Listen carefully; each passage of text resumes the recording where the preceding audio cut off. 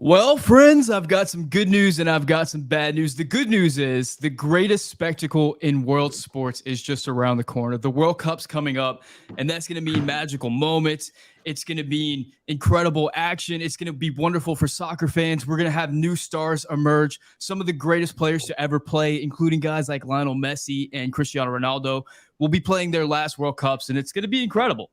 The bad news is at some point, Gregg Berhalter is going to release a 26-man roster, and that is going to upset a lot of people because there's going to be some names on that list that people just don't like. And I don't really see a way around it at this point. Now, earlier today, I released a video with my prediction of Gregg's 26-man roster. And normally whenever I do those videos, I'm just picking who I think Gregg will select and giving my reasons for that. I don't normally say who I think who I think should be a part of the roster. It's just who I think Gregg will be a part of the roster. Today, we're doing something a little bit different. I got the boys from the Straight Red Card on. We're going to go through the list. We're going to say whether or not I got it right or I got it wrong and who we would pick if we were in Gregg's position. All that and more on this episode of The Yank Report. What's up? My name is Sam. This is The Yank Report, a show where we talk about all things American soccer. If you're into that, hit the subscribe button, hit the like button. You can become a member. Shout out to all my Tier 2 members. I appreciate you so much. Now, I'm going to introduce the boys from the Straight Red Card and producer Brad. But before that, we got to take a moment and hear a word from today's sponsor. Eventually. Football is back, and BetOnline remains your #1 source for all your football betting needs this season. You'll find the latest odds, matchup info, player news, and game trends. And as your continued source for all wagering info, BetOnline features live betting, free contests, live scores, and giveaways all season long.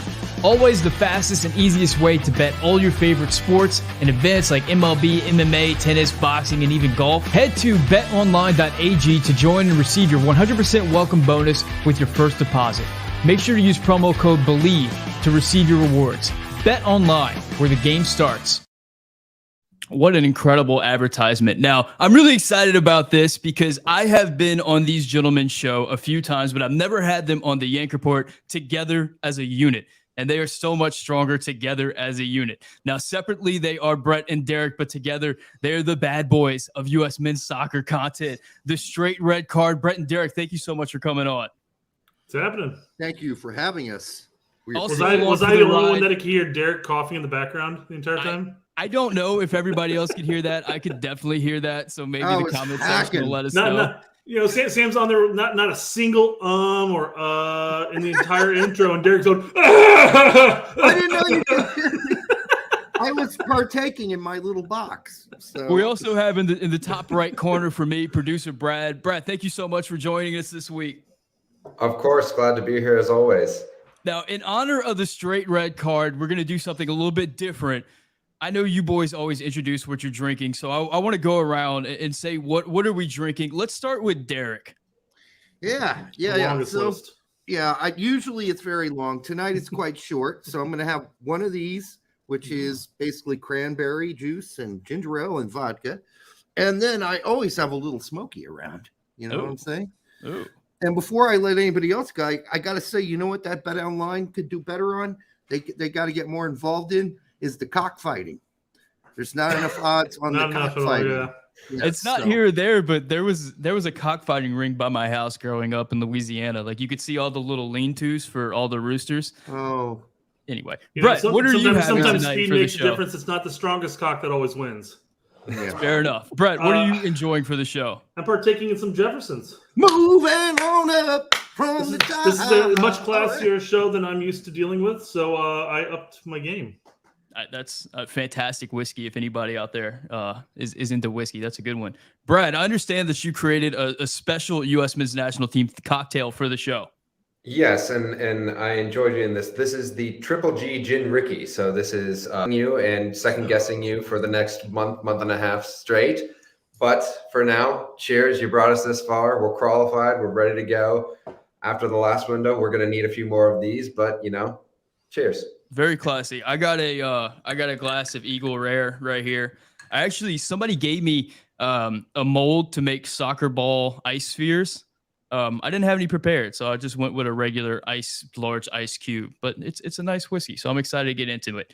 Yeah. Gentlemen, today I released my 26-man Gregg Berhalter roster prediction, and predictably, a lot of people were unhappy about some of the names on the list. Now, once again, I chose who I thought Gregg was going to select, which isn't always a fun thing to do.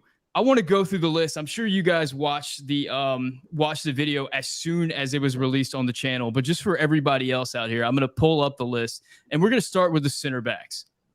So at center back, I went with Matt Turner, Zach Steffen, and Sean Johnson. I think the big question here for Gregg, at least, is that third goalkeeper. For me, I think the third goalkeeper is a position where you want a veteran. You want that locker room presence. And I think at 33 years old, Sean Johnson brings it over Ethan Horvath. The issue for me, if I was picking the roster, I don't know if I'm bringing Zach Steffen. I don't think any player scares me more on the U.S. men's national team roster whenever I see him starting on the field at the moment than Zach Steffen. I mean, he's had some gaffes for the national team throughout World Cup qualifying. And even now for Middlesbrough, it seems like he's creating a scoring opportunity for the opposition every time he's on the field. I know that Gregg Berhalter loves him. I know that he's going to be on this roster, but if it was me choosing, I would leave him off. So I'm curious, fellas, who would you pick in the three goalkeeper spots? And we'll start with Brett. Well, I've got to say, did you say that you wanted Steffen and Turner to play center back or goalkeeper? Goalkeeper. Because you did say center back. And I was like, we're starting at center back? I guess we'll just throw goalkeeper somewhere We're going to put that on the Eagle Rare. No, I mean, obviously, I think, for me, Turner is my number one. I don't think that's up for question. As far as Steffen and Horvath would be concerned, I think Horvath should take over that second position, just because Steffen is still coming back, and even then, to your point, he's scary back there. I mean, he's always up for at least one blunder, and that's scary. I guess we got to play it by ear as far as Steffen, but I mean, to your point, I do think Steffen's coming regardless. Yep. Just I agree with you, Derek. 100%. Yeah, just show me a game recently where Steffen played for Borough and he wasn't slightly frightening. Mm-hmm. Meanwhile, Horvath, although sometimes not having to save anything in an entire game, still has been quite solid out of the back with his feet, has looked pretty competent, hasn't made any foolish mistakes or errors at all. Hey, we're the straight yank card. Welcome to the straight yank card? No, it's the red card. But, I guess he's blending them together. By the way, before I just agree with Brett and say I would also go Turner, Horvath, and Johnson and just leave Steffen off the roster altogether, I do agree that what you picked, Sam, is correct. And between cockfighting and cocktails, we said the word cock at least 5 times before at the beginning of the show. So that's a new record. Brett, I'll put it to you. A lot of people in the comment section were upset about me taking Sean Johnson over Ethan Horvath. Do you think Gregg is going to go that direction, or what do you think? I think he will go that direction. I would do something different than what you guys have mentioned. I think you bring Gaga Slonina. I know that's a bit of a take, but I would bring the young 18-year-old kid, give him a little taste. There's a very, very, very slim chance that the third goalkeeper is going to play. Unless Sean Johnson is really that important for the vibes and bringing the locker room leadership, I'd bring the young kid who is touted as one of the future great goalkeepers in the world and bring him and give him a little taste of what it's like to be on that world stage. Maybe prepare him for 2026 when it's on home soil. Yeah, I don't hate that at all, for sure. And if his name popped up on the team sheet, I think it would be very sexy, and I think people would be very excited about it. I think the issue with it is we haven't seen him at all on the team sheet throughout. Have we seen him throughout World Cup qualifying or beyond? I don't think so. We didn't see him in qualifying. We saw him. We saw him in the winter thing. The winter. It was the one against Bosnia Herzegovina. Yeah. Whatever that January, December, whatever that was. Yeah. And the other issue is, I know a lot of times nations will bring the young potential future superstar to give them the experience. I think with this particular group, with how young we are already, I don't think that we need that young player.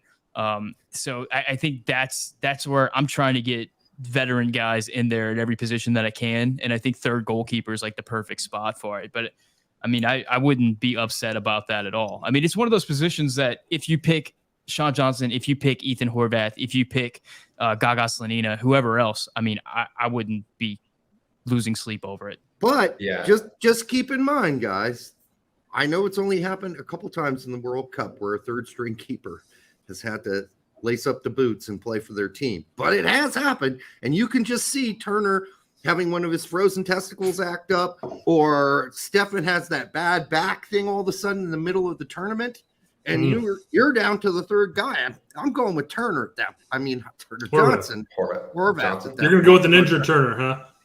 Yeah.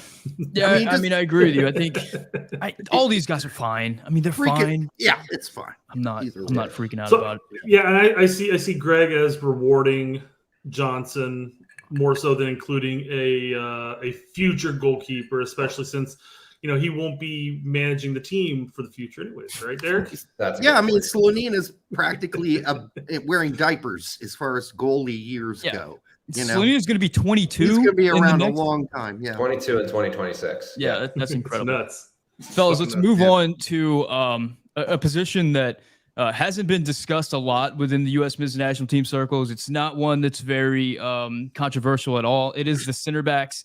It's one that everybody's just been fine with, and nobody comments about it all. The four that I took, and even the number 4 is interesting because a lot of people want 5. The 4 that I took were Walker Zimmerman, Chris Richards, Aaron Long, and Cameron Carter-Vickers. I mean, that one of the most commented things that I got on this video was about the inclusion of Aaron Long. People are very upset about that. At this point, I don't see any way around that. I think that he's going to be in Qatar. An interesting question is about, does Gregg bring 5 center backs and include somebody like Eric Palmer-Brown or Tim Ream, or does he stick with 4? What say you? And we'll start with Derek this time. I think you got to bring 5, Sam, and here's why I'm going to agree with that, or whoever might have said that. There's an ant on my computer. So you got to bring 5, mostly because Richards will probably pull something, and he'll have to be pulled out right in the middle of this tournament, and then you'll have somebody else like Long. He'll have like a thing on his. He'll pull something else as well. And then you're down to 2 center backs for the whole game. And I'm just saying this because we've been watching multiple games, and I know it's always the same guys that get injured. It's Reyna, Pulisic's been injured off and on, but you just never know. I think you got to bring 5 just for safety's sake.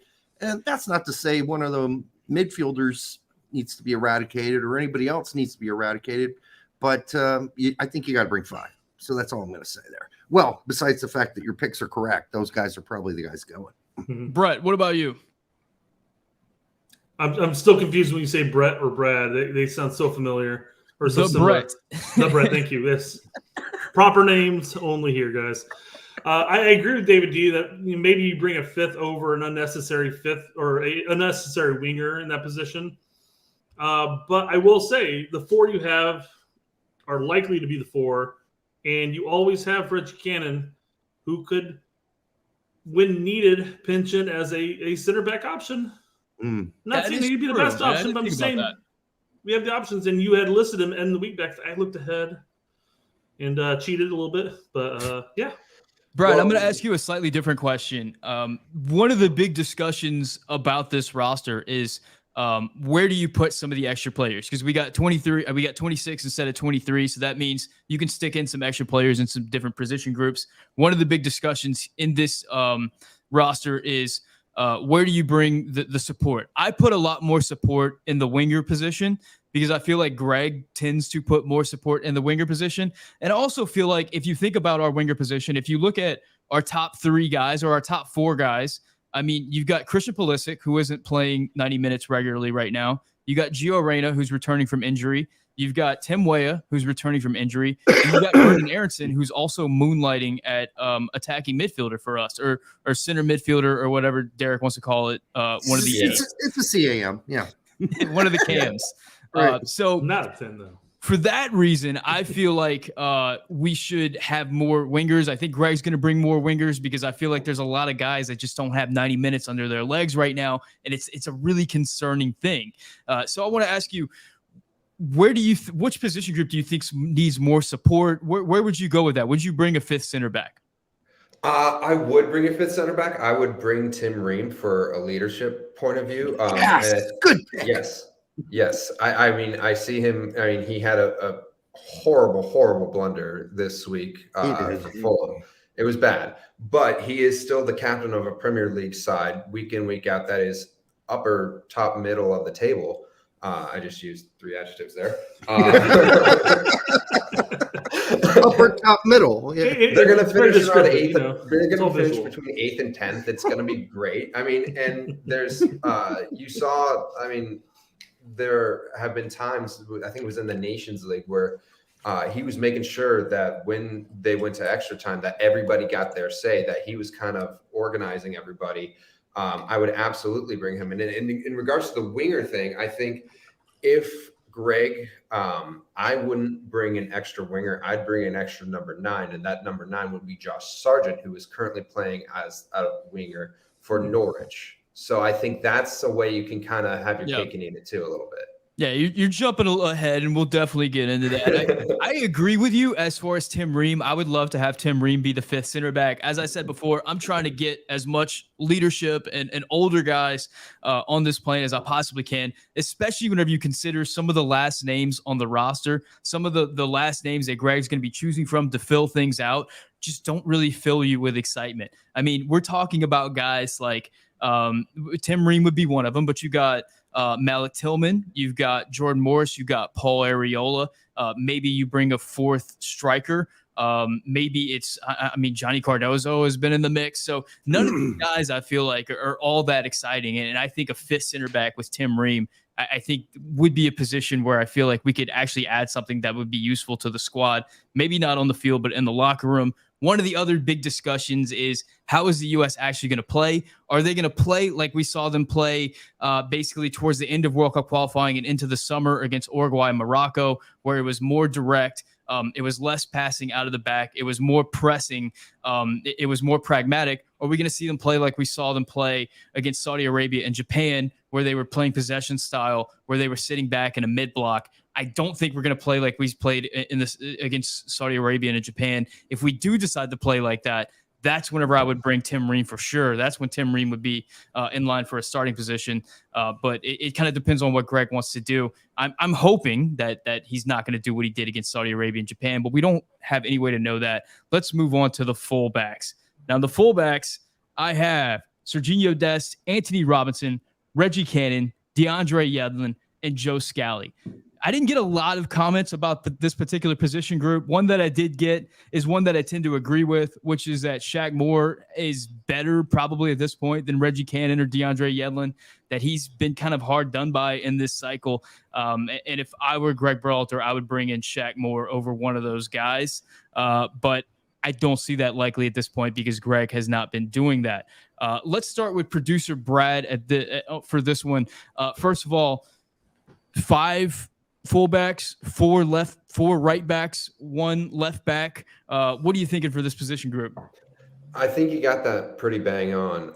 And I think the Shaq Moore argument over Yedlin or Cannon, I think the Cannon thing is that if we want to switch to a back 3, which they did against Japan, he can kind of be that guy. And that's when we were, semi-watchable against Japan, was when we switched to that back 3 and it pushed Sam Vines higher into more of a winger position. I think DeAndre Yedlin is he's not going to give you the flash that he used to, but he's still going to be very solid defending. And I think Joe Scally has just played his way onto this plane and has just really come on so strong. I think there's little to no argument about who's starting. It's Jedi and it's Serginho, who looked pretty okay today, for AC Milan, even though that game was a bit of a wash because of a bad penalty and red card. But I think when it gets lower down, I think Joe Scally is one of those guys who's just played his way in with tenacity and just being crazy. I mean, I saw a stat recently that he's only behind Jude Bellingham for moments played by a teenager in the Bundesliga, which is insane to think. And also Gio would be on that list, but I digress. But I really think that's I think Reggie Cannon gets on because of his versatility if we need to switch things up. Yeah, I said this in the video, and I'll say it again, man. I mean, I had been a Reggie Cannon fan for a while, but performances, he terrifies me. I think he is the worst one-on-one defender that we have. I mean, he can do the 3 in the back thing, and the team actually does look good whenever we're playing the 3 in the back with Reggie Cannon. But whenever he's lined up one-on-one with the attacker, it feels like they always get off a scoring opportunity. And we've given up goals directly because of that. He terrifies me whenever he's on the field now. Derek, I want to go to you. I know you guys are big Joe Scally fans. Joe Scally has been one of the big talking points throughout World Cup qualifying and beyond for this roster. He's gotten opportunities in the past where he didn't look so great. In the game against Saudi Arabia, he came on and got, 20 minutes, half an hour, whatever, and he looked electric. He looked great. He looked like the best right back that we've seen for the national team outside of Serginho Dest. Do you think that 20 minutes was enough? Outside of getting yelled at by whoever that was. I don't know if we ever figured out. It was Zimmerman. Was it Zimmerman who said? God darn it. Joe? Is it? Yeah.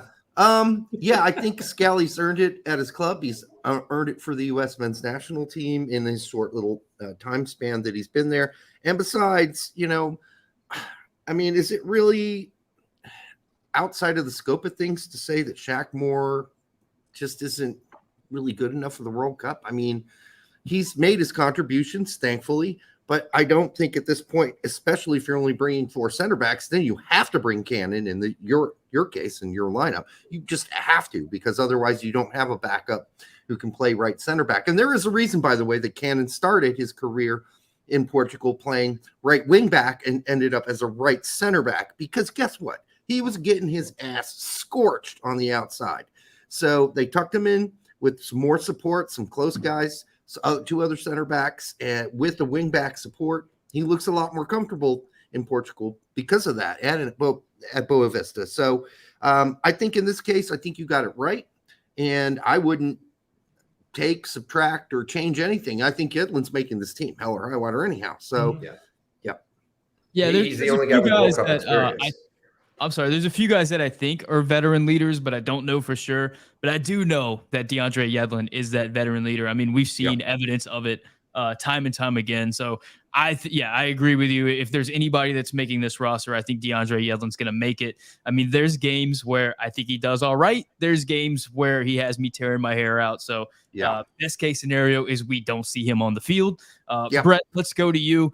You took a list of the 5 players on that list. What do you think? Does Sam Vines deserve a shot? Is there anybody that we're missing? Do you think he takes 4 instead of 5? So I'm looking at the chat as well, and sometimes I see an occasional name of somebody who got hard done by Berhalter. That should have been included at some point.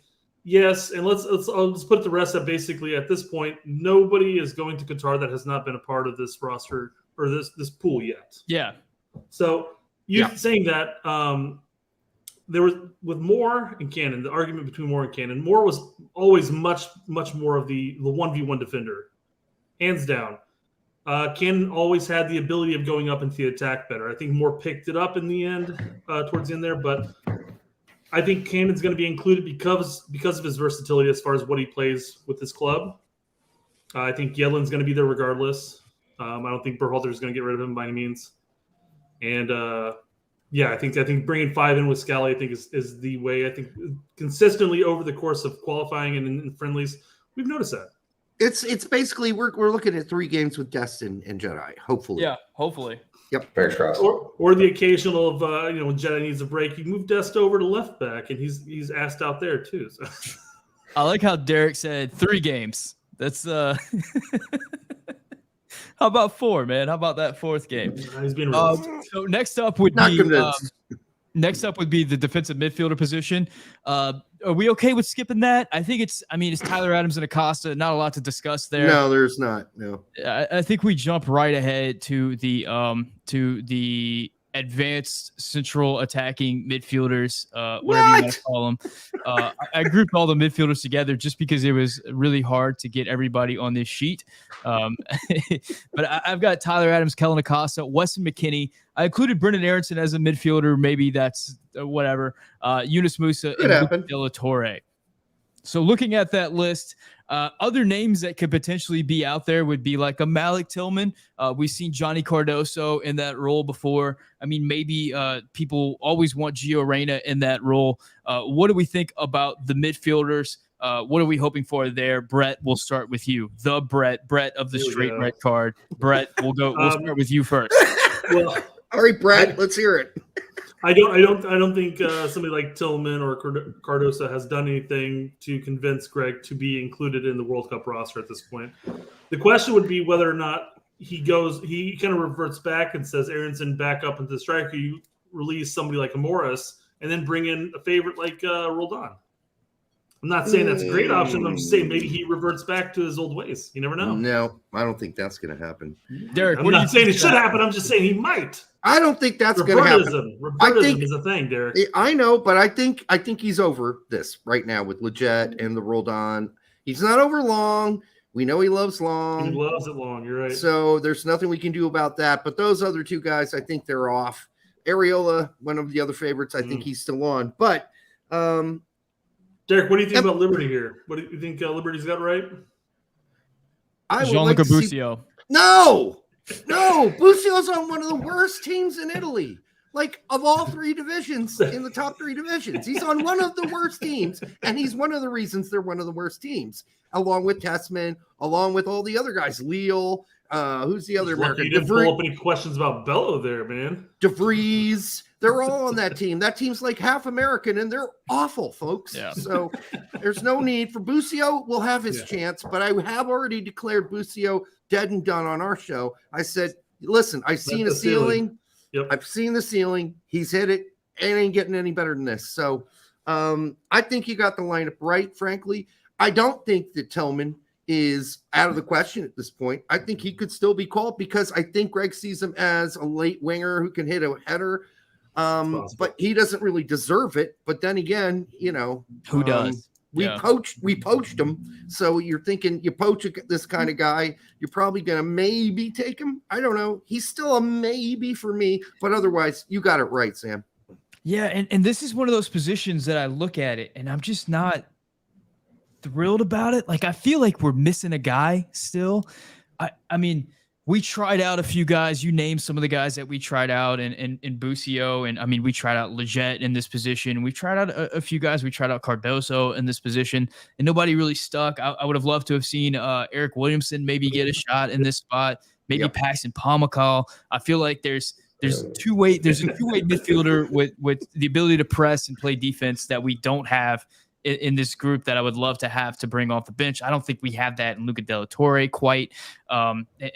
Yeah, I feel like there's something missing from this group, especially whenever you consider that we're adding Brendan Aronson, where he's kind of playing. He's kind of got his feet in two pools right now. But anyway, let's go to Brad. Well, real quick, is it possible that Luca De La Torre just played really crummy in the September window because he's not playing? It is possible, but the issue is he's still not playing. So, yep, that's what's going to change? Not much. Yep, Brad, what are your thoughts on this group? Who you replacing? I think Luca is a great option off the bench. I think we should all be under no illusions that it's going to be anything other than MMA in the midfield. I think Gregg is going to dance with the girl that brung him, and it's going to be MMA in the midfield. And the only real thing is who is going to be coming off that bench. And I think Luca De La Torre has shown. I'm just thinking about that game in Minnesota where it was, colder than Witch's Titty. Witch's Titty. Yep, I'm just thinking about Matt Turner's testicles. His big toe, at the very least. Come on. Yeah, we think about him all the time. Oh yes, but no, I think Luca De La Torre, and I think he's a chemistry guy. He's played with a lot of these guys coming up, and I think he will give you 15 solid minutes in a pinch if you need him. And I don't think he has the quality to start, but I do think he makes his way onto that plane for what he can do for you off the bench. Agreed. The devil's advocate would say, if you look at De La Torre's best moments with the national team, it is against the Honduras in the ice game where Honduras basically gave up after halftime, and that's where Luka really went to work. It was the Panama game where we blew out Panama in Orlando. Pulisic gets the hat trick, and we really just dominated the ball. It's the El Salvador game whenever he came in with like the last 20 minutes of the game, and he was able to put in a few crosses into the box. One of them eventually finds Jordan Morris for the header for the winner, and that's another moment where the U.S. is just completely dominating possession. It's not a two-way game at that point. And the game against Grenada, where the U.S. dominated as well.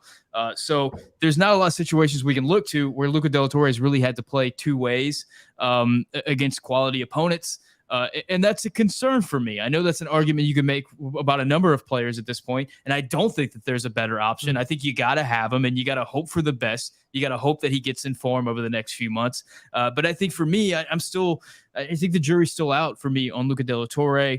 I know I'm kind of in the minority in that conversation, but that's where I'm at. So if I'm hearing you correct, you think he's going to start against England because we're going to dominate England, right? We'll see. Sam was really bringing me down there. I was like going down this drain of Luka De La Torre is awful. Oh my God, he's not very good. His only good game was against when we scrimmaged that U17 team, and then I'm not saying he's awful. I mean, I always had this issue with international games where people just put way too much emphasis on an international friendly in the last 20 minutes whenever everybody makes their subs and, the game has kind of lost its sauce. And there's been a number of players over the years who have been in those situations that come in and look exciting and everybody loses their minds. And they're just not able to replicate it whenever they're having to start from the beginning of the game. So I'm always a little bit wary of that kind of, but I am hoping that Luka can prove me wrong. He started in the Honduras game, right? Yeah, he did. So I'm just saying you have to assess those 20-minute sessions for players and expand from it. You can't also throw in the Japan game where nobody played well and say, well, there's an example of why he doesn't need to start because he's not going to play well this way because it's a fair point. It's a fair point. You got to take those into consideration. Brett, all Sam is saying is that in the range of hot sauces, when you put on some Luka De La Torre on your taco, it ain't very hot. Boys, let's move on. You're disappointed. Let's move on to a hot button position as well, particularly for my video. I mean, I think I got the most comments on this particular section, and that is the winger section. I went with Christian Pulisic, Giovanni Reyna, Tim Weah, no problems there. But right after that, we've got Paul Areola and Jordan Morris, and this is where people have gotten quite upset. There are a lot of people that feel like we should bring one, but not the other. I mean, I do have 6 wingers there, which is a lot. I mean, that's a lot for a position that's only going to have 2 players on the field at the same time. My argument would be that the 3 guys that we're expecting to get the majority of the minutes are just not getting a lot of minutes at their club right now. And I don't know that we're going to be relying on them to go 90 minutes straight because that's just not something that they're doing at their club right now. So we need a lot of cushion there. That's my thoughts for what Gregg would do. Let's start with Brett this time. Brett, what would you do? What do you think Gregg's going to do? So I think you probably have it right, quite frankly. One argument you could make, what they were saying, you take one or the other with Ariel or Morris. You get rid of one of them. Let's just say Morris, drop him. And you bring in somebody like PFOC. And then you have the opportunity of playing Sargent out wide if you need to rely on somebody else to play out wide. And on top of that, you have Aronson in the midfield who could also play out wide. I'll tell you this. I'm a little wary about Sargent at the wing because the only time we saw him do that with the national team was the home game or the away game against Honduras, where we were down at halftime. It was a weird formation. It was a 3 at the back. There was so many caveats you could throw onto that as to why that was bad outside of Sargent. But it left me a little worried. I don't know if Sargent quite plays the position the way that we're expecting players to play the position, but it's a solid argument. I can't disagree with that. Derek, where are you at? He's not going to get a chance to play out wide in this World Cup when you got Weah, Aronson, Reyna, Pulisic, like some guys. No, I'm sorry. Some dude's legs would have to drop off for that to happen. So if he plays, it would be center forward, Sargent. I'm just going to say this. Morris has the biggest chance on this group of players you just listed of being cut. And that's because his team had a horrible, crappy year. He had a horrible, crappy year with his team. And all right, for his standards is what I'm saying. Like Morris was like one of the best players on that team. And now he just doesn't look that effective at Seattle even. And he certainly hasn't, outside of that header, looked that great after his injury. And it could just well be the injury. It's not even Morris's fault.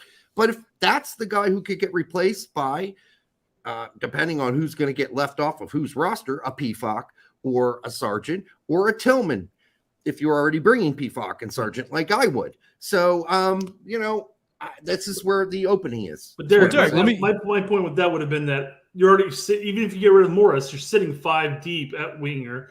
You have Aronson as an option from the midfield spot. I'm just saying that you could bring in a Pefok and you can still use Sargent as your quote unquote. Got no problem with it. I'm not saying it's going to happen. I'm just saying it's a possibility. No, I agree with you, Derek. I want to ask you the question. Let's say you're Gregg Berhalter. We drop Jordan Morris from this list. I'm going to give you some options. Okay. Mm-hmm. Do you take Tim Ream at center back? Do you take Malik Tillman as a Malik Tillman, as a midfielder winger option, or do you take Jordan Pefok as a potential fourth striker? Well, out of those three, I'm taking Pefok every day of the week, but that's just me. I mean, if you're forcing me to pick one of those, I'd take Pefok and Ream on my team if I had, in my Disneyland predictions that we made, right? If I could make up my own fairy godmother world where I got to be the boss, yeah, Ream's on this team, Brooks is on this team, and so is Pefok. But that's all fine and good, but we don't live in a dream world, gentlemen, do we? Brad, I want to go to you. Do you feel like Josh Sargent makes having both Morris and Areola redundant on the roster? I think having them both on the roster is a bit redundant. I think the first one you drop is unfortunately Jordan Morris, and that's unfortunately due to the injuries he sustained. Those are just 2 ACLs that, you're hard pressed. You don't have the pep in your step that you used to. Nope. And another thing that makes me want to bring Areola is the dude's nasty. The dude's tenacious. When you put him on, you saw in the last Nations League game, he was overzealous and got a red card for it, but he was in there to go make the game dirty and make the game tough and be nasty. And I think that's sometimes what we lack. We got guys at big clubs who are trying to play pretty. Sometimes you need to toss a guy in there who's gonna be rubbing shoulders and getting doing the dirty work in an attacking position.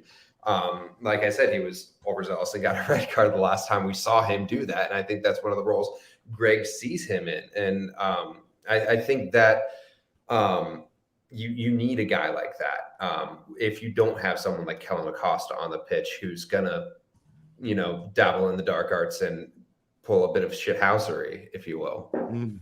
Yeah, for me, between Areola and Morris, there's some games where Areola looks terrible and Morris looks better. There's some games where Morris looks terrible and Areola, I don't know. It's hard for me to really separate them. Yeah, but Areola's played better with Dallas this year. He has, and he played better with the national team most recently. So right. So you win, Paul. You get that one. Guys, let's go to a position that a few people have spoken a little bit about over the last 2 years or so. It is the strikers. It has been a long and winding road at the striker position where we've had guys. Let's see if we can name them all, man. Giassi Zardes. We've had Daryl Dike, Jesus Ferreira, Josh Sargent, Ricardo Pepi, Jordan Pefok, Brandon Vasquez has kind of been in the mix. Just a whole host of guys. I've landed on the 3 guys that Gregg took to the September camp, Jesus Ferreira, Josh Sargent, and Ricardo Pepi. I think the big discussion point, first of all, has Pepi done enough to make the roster? Do you take those 3 guys? Do you take Pefok over one of those guys? Or are you taking 4 strikers? Let's start with Brad this time. Well, if you're looking for Pepi doing enough, I think the move he got in the transfer window has been just what every U.S. men's national team fan could have dreamed of and more. I mean, it's 4 goals in 4 games and an assist. Yeah. At this point, I mean, you can't leave him off, especially when Gregg, I think, feels like he owes Pepe a little bit.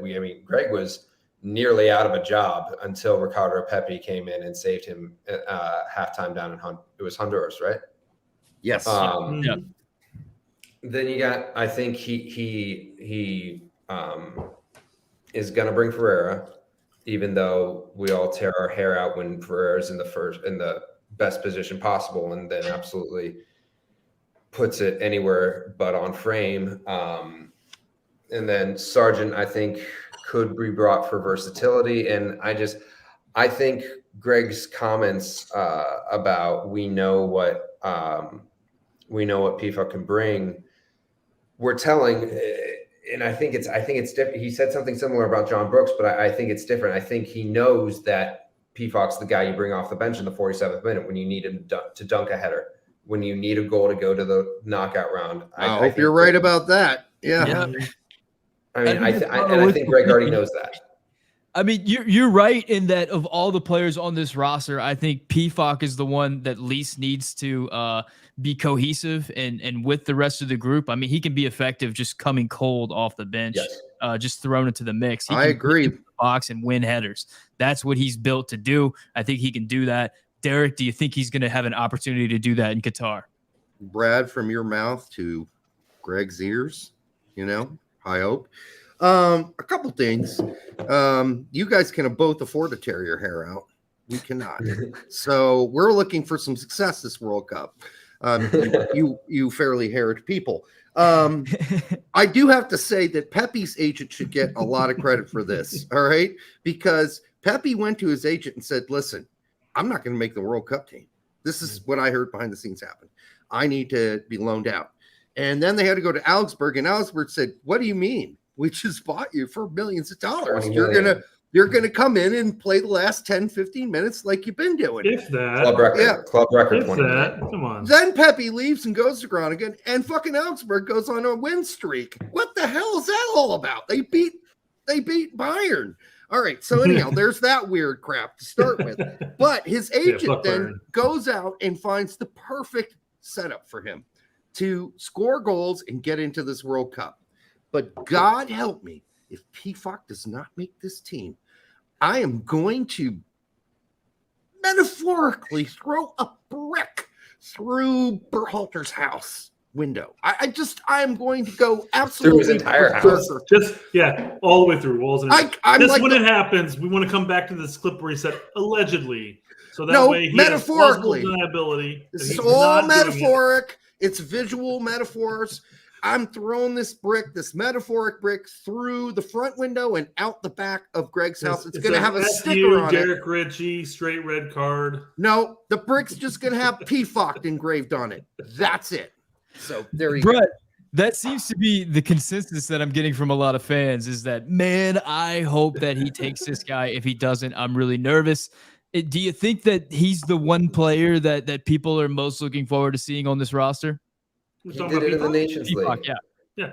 Yes, thank you. Yeah, he did it in the Nations League. He came in at roughly around the 80th minute or whatever, and scored the game-winning goal that took us away from going into PKs against Honduras. I think when you look at Sargent, you look at Pepe, you see a player that fills a very similar role. Obviously, Ferreira's his own beast. He's a different striker than the other two. And PFOC obviously is a different beast on the opposite end of the spectrum. But I agree with Brad in the sense that I think that he's going to pay some homage to Pepe and bring him because Pepe did carry him for a bit.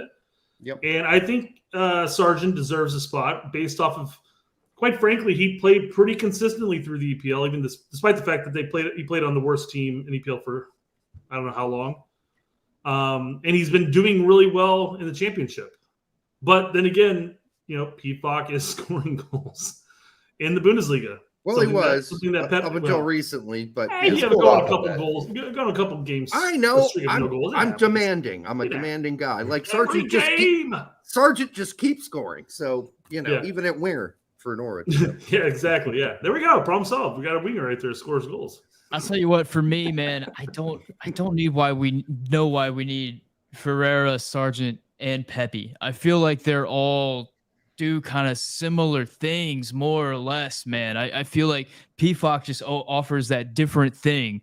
He just can change a game in a way that none of the other strikers that if you bring him on are going to change the game as significantly as Pefok can whenever you bring him on. I don't think you've seen our Venn diagram, Sam.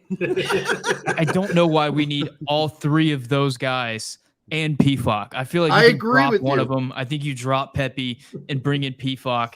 But if worse comes to worse, I mean, bring all four of them. Why not, man? I'm dropping Ferreira first, and here's why. Our Venn diagram is a big circle, which is Josh Sargent, and inside that circle is Pepe, okay? And inside that circle is a little tiny bubble called Ferreira. Ferreira needs to go. I'm sorry. This is nothing personal, but Pepe can do, and Sargent can do all the things that Ferreira does, and they can do them at a higher level. They just haven't had the shot recently to do it.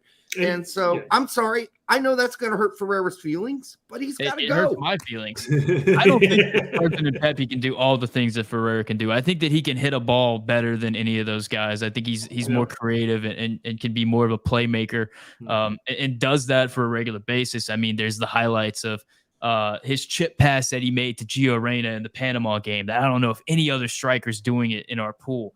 I mean, there was that chested ball down to Yunus Musa in the Mexico game. I don't remember what game it was, but I don't think any other striker's doing that. I mean, I will say Josh Sargent can do all of those things just as good. I'll also say Sargent and Pepe can also, connect with the header. So there's that going for them. Yeah. All right. So we're going to get ready to close this out. But before we do, I want to give you guys the opportunity to do something that you swore you'd never do on your channel. And that is face the live phone calls of Yank Report Nation. So I want to see if we get any phone calls at all and what people want to ask. If you do call in, we're going to let you ask a question, then we're going to let you go. But as we're waiting for the phone calls, let me ask you guys this. When we started the World Cup cycle, everybody pretty much said this is the most talented group of players that we've ever brought to a World Cup. And it was going to essentially, to steal a phrase from a friend of all of ours, change the way the world views American soccer. 2 years later, we have this group of players that while at times some of them have shined very brightly, I think in this moment in time, a lot of these guys are either not playing much or injured or not playing up to their peaks that we've seen them play in the past. Do you guys feel like this is still the most talented group of players that we've ever brought to a World Cup? Let's start with Brett. Boo. Hey, I think this is the squad that has the most potential. Derek and I are going to be doing a series of these where we compare the upcoming squad compared to the 94, 98, et cetera, first game day squad and say which player is better than which and stuff like that. But I think there's more potential with this squad, especially since we're looking at a lot of them being 23 and under. Brett, let me interrupt you. We actually do have a phone call. So caller, I need you, first of all, turn down your computer or your laptop, man. You're feeding back. Let us know what's your name and where you're calling from. Yeah, my name is Drew. I'm from Fayetteville, Arkansas. Drew, what do you have for the boys of the straight red card? Okay, honest question. If Gregg, I'm not a big Gregg fan, but if he gets us out of group play and wins a game, does he need to be the coach for the next cycle? Thank you very much. He doesn't that's a question that's on a lot of people's minds right now. He doesn't need to be, but he might be. If he ekes out of this group, guys, just get ready to take a lot of Pepto-Bismol because you're going to get another fucking 4 years spoonful of Gregg Berhalter for you. So, yeah, I mean, let's face it. He's got friends in high places. We know how that song goes. Brad, it looks like you cut a front flip right there, man. No, I'm of the belief that unless you're an absolute legend, the World Cup should only be one cycle. The coach should only last one cycle. Yes. I mean, And I think his name's escaping me. It's the coach who just got let go from Sevilla. He also turned down the Wolves job. So I think he's going to aim Lopetegui? Yeah. Julian Lopetegui. Yeah. I mean, I was thinking the other day, if I could put all of our guys onto one team, it would be a team like Sevilla, a team that knows how it wants to play and is built for tournament competition. I mean, they made the Europa League their competition, and that's a lot of that's a testament to how Lopetegui has coached that team and built that team. And I think he could be a really interesting option going into 2026. Because we're not a caller on the line. Brett, I'm gonna let you have first dibs at this one. Yes. Caller, you're on the Yank Report. Tell us your name and where you're calling from. Hey guys, my name's Arnold. I'm from Los Angeles. What's up, just Arnold? a big fan of the straight red card. What's up, dude? What's happening? I met up with Arnold. Where did we meet? We met up in Orlando, right? Yep. Yeah, for the USA versus Panama game. Anyway, what's your question? Yeah. So I got a question for just Derek. I'm just curious, Derek, when did you start following the U.S. men's national team? All right, so I told Brett he'd have first. It's going to start with me. Derek's never followed Brett, the U.S. when national did you team. think Derek first started? He's never followed them. He actually hates the United States national team. He's a big proponent for us failing, so don't like Derek. like me. I've been watching the U.S. national team since I was probably, 11 or 12 years old. So that goes back to some pretty horrifying days in 82 and then 86. And then, things didn't get much better in 90 either. So, it was a lot of pain and agony as a child. But, I've been watching for a long time. I'm very old. Very old. I smell funny. Brian DeMarco has you covered here. He says, since the U.S. came in third. not quite that far. Well, Derek, you obviously have a lot of experience to answer the question. Is this the most talented group that we've ever brought to a World Cup? It is the most talented group, but is also, as Gregg likes to say, and so does the turd in the background, Michael Cameron, that it's also a very young group. And so when you get that, you're going to get a lot of highs and peaks and valleys. You're just not going to get a lot of consistency like you would get from guys who are 26, 27, 28 years old. And we don't have a whole lot of those guys. So, yes, talented. Is it all Gregg screwing this up? Probably not, but it's a good portion, Gregg, screwing this mix up. Between team chemistry and the system. Yeah, it's the system that's the problem. Although I will say, there are people that haven't been giving consistent performances, and that is on the youth thing. But if you're Gregg, though, if you're making this all about the system and not the players, which is happening, maybe he's doing that to take the pressure off the players by saying, hey, you guys talk about the system 24/7. I'm going to talk about the system 24/7. And before you know it, it's all going to be about the system. So if you guys blow it, there's no pressure on you. It's just me. And I want to go coach club soccer anyhow after this. Yeah, right, Gregg. So anyhow. Yeah, let me put it to you a different way. I don't know when you started watching the national team, but I can recall the 2010 World Cup, the lineup that the U.S. was able to put out there on the field. And we had Josie Altidore at striker. We had Landon Donovan and Clint Dempsey playing the wings. We had Michael Bradley, and depending on the game, it was either Rico Clark or I can't remember who else it would be. And in the back line, what's that? Yeah, Moadou. Yeah, Moadou was fantastic. He should have got more playing time. Anyway, the back line would have been Carlos Bocanegra, Jay Demerit. I think the tail end of Oguchi Onyewu and either Spector or Cherundolo with Tim Howard in goal. Do you think this current U.S. men's national team is favored playing that team? Do you think the group that we have right now, if we have all of our best guys, who you got in that matchup? Ooh, I'm glad you got this one. That is tough because that is the team that made me fall in love with U.S. soccer. Oh gosh, I think that team had clear leadership. The 2010 team had clear leadership, had a clear idea of how they wanted to play, and they had guys who were established in their clubs and established on the national team and had a rapport with each other. But I'll put it to you this way. I mean, I've been watching these guys and I've seen them succeed in times when the lights are brightest. Mm-hmm. And I've seen Weston in the Champions League hit absolutely, that scissor kick was absurd. I've seen Christian Pulisic toast Man City and Liverpool. And these guys like it when the lights come on. And you know what? I think they call it an X factor for a reason. I think these guys can be gamers. And I think a lot of them have experienced bright lights a lot brighter than many of those players on the 2010 team had. And I think these guys like that and they live for it and they're going to be up for it. I hope you're right. I hope you're right as well, man. I mean, I see a little bit of that in there. And that's the thing, man. I think this group can be so good. We've seen these players reach such high levels. I mean, the Christian Pulisic coming back from COVID was, I mean, just absolutely electric. One of the top attackers in the EPL. I mean, Weston McKennie for a moment there was damn near Juventus's best midfielder. And that's saying something. I mean, he was absolutely unstoppable. We've seen times where Tyler Adams is absolutely unplayable.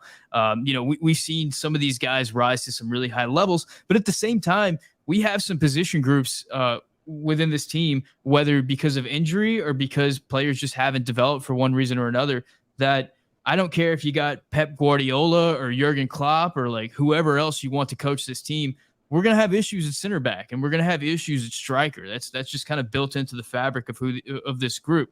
They're going to be inexperienced. They're going to be young, and it's scary as we approach this World Cup. We don't have to be scary at center back. That's the thing that's frustrating about this, right? You don't have to be scary if you got John Brooks and Tim Ream and you got Zimmerman and you got anybody else but Long. And maybe, CCV. And then that's where you end it. Or Richards. Since May. I mean, he hasn't gotten minutes at center back since May. I get it, but the guy's been there. He's been to a World Cup. You can't just chop him at the knees because he argues with you on occasion. And, that's just – and he apparently can't play a high line that we're not going to play anyhow.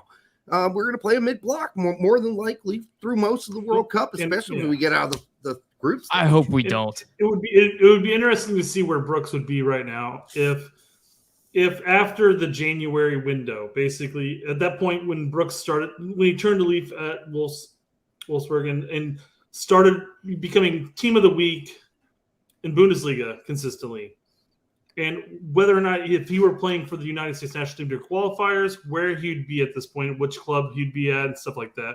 It's a bunch of what ifs. And I think a lot of that stems as far as when Berhalter, again, axed him from the squad as a whole, and then lied about it forever too. That definitely didn't help. I did want to, unless there's another call, I did want to jump back to that 2010 versus now comment. Oh, okay. Because this brings me back to a formation that I always bring up, and Bradley always plays the empty bucket, and that empty bucket worked so well for the players on the team. I mean, you had young players. You had Bradley and Josie, who were both young at the time. Even Adu was relative, and Clark were both relatively inexperienced. Maybe a year or two in MLS at the time. But you had Dempsey and you had Donovan, who had World Cup experience, and you put them in positions that benefited the team as a whole. And it was a formation that you had Jay Demerit, who was a big question mark as far as where the fuck did he come from. And then all of a sudden he's playing for Watford in the Premier League, and he's all of a sudden he's a starter for the team. It was a very interesting squad, but I think the formation played a big factor and benefited our players. Where I'm saying the 4-3-3 and Berhalter's high press isn't benefiting our players. Yeah, that's my big argument between the two teams there. I would say that 2010 team had hair on their chest. I'm not sure this team does quite yet. That is a metaphor. It's not physically what I'm saying. It's a metaphor for where they are as it's chest, not balls, by the way, for anybody in the chat. I use chest for this show. I'm trying to be nice. Damn the it, 2010 Brett. team had no players that played for Barcelona, no players that played for Chelsea, nobody that played for AC Milan, nobody that won the Champions League. They didn't have these high profile players. players that stepped onto Champions League squads at 16 and 17 years old. Yep, that's true. That have lived their lives in the spotlight. They didn't have that. I mean, maybe you can make that argument for Landon Donovan, but Landon Donovan was back playing for the LA Galaxy and the Earthquakes. Dempsey had Fulham. You had Everton Bradley at Gladbach. Everton for Howard. I mean, the players were there. They weren't the high enchilada that we're experiencing now. The Chelseas, the Barcelona, the Milans, the Juves. But they had a chip too. Yeah. But then they played. There's the blue collar mentality that we had for decades and decades and decades, and it was at a high peak for us. And again, that formation just benefited us. Boys, we're coming up on the hour mark. I think it's time to wrap it up. Derek, I want to give you the last word. And what I want you to do is for the last 10, 15 minutes, we've kind of been a little bit doom and gloom. And honestly, for this entire video, we've been a little bit doom and gloom. Yeah, Brad's been positive. Yeah. So, Derek, I want you to look into the camera, look at all the U.S. men's national team fans out there and tell them why they should be excited about this World Cup that's coming up in a few weeks. Okay, I'll tell you why. I know, I got it. Listen, the reason you should be excited about it, regardless, is because we're only here once, folks. In this world that we live in right now, we're only here once. And so regardless of the fact that you might not like the coach and you don't have high hopes going in, let me tell you this. Once the games start and the cameras are rolling, the crowds are yelling, the players are out there scampering around, I'm telling you what you're going to do. You're going to get into it, and you're going to be rooting for that team regardless of your dislikes of the coach and his system. I hate him too. I hate not him. I hate the system. I don't like that shit. But when the ball drops on the field, the pitch, and they start playing soccer, football, you are going to turn off and tune in. And you're just going to enjoy yourself unless we get totally crushed, which I'm hoping doesn't happen. I really hope it doesn't happen. I think we're going to compete. I really do. I think we're going to compete against Wales and Iran. The England game, I think we're going to show up and we're going to do better than you think. That's my take. It's going to be good content one way or another, whether we're happy and jovial because we killed it or we're all Brett cares about are the views. Yep. See, all he cares about are the views. Brett. Yep. Well, I'm ready to run through a brick wall. Boys, thank you so much for joining the show. This has been an absolute blast, as it always is whenever I'm on with you guys. I appreciate it very much. Guys, if you aren't already, make sure you go check out the Straight Red Card. They do live shows all the time. They're really fun to watch and to follow their Twitter account and all that stuff. A great U.S. soccer channel, and I appreciate them being on the program. Guys, thank you so much for watching. Make sure you hit the like button. Make sure you're subscribed. Thank you so much to all the members. If you really want to support the channel, you can support me directly by becoming a member. Shout out to all my Tier 2 members. I'm going to try to remember the names. Let's see if I can do this first try. All right, we got Manuel Oliveras. We got Mike Irish. We got Chris Matassa. We got Matthew Doyle. We got Michael Baker. We got Dan McVeigh, and we got Chris Hanna. And you guys don't know if I got that right or not, but I know that I got that right. I'm very proud of myself. Matt Doyle. Cheers to Matt Doyle for supporting your show. Oh, yes. It's not Matt Doyle. Oh, okay. Sure. All right, boys. I want to do a cheers real quick for producer Brad and the Straight Red Card. My name is Sam, and this is the Yank Report. Thank you guys so much.